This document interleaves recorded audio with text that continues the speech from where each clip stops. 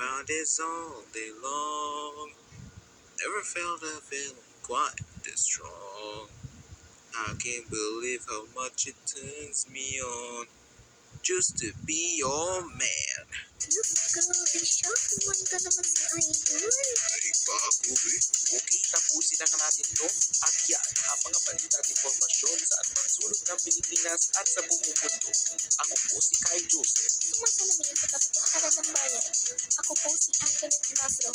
Ay, ako pa si Maria Tagtila. I'm sorry. Pag-take ko. Sige po, thank you. Sumasalamin sa katotohanan ng bayan. Sa ngalan ni Miss Anthony Laslo, ako po si Marian Altea. Okay lang yan, Mariel. First time mo pa naman maging substitute uncle dito. Pero anyways, samahan niyo kami bukas para sa pagbabalita na walang lusot ng kasinungalingan. Ako po si Anthony Luke David. Ito, Frontier Balita. Sumusugod kahit saan kailanman sa ngalan ng katotohanan. Magandang gabi, Pilipinas.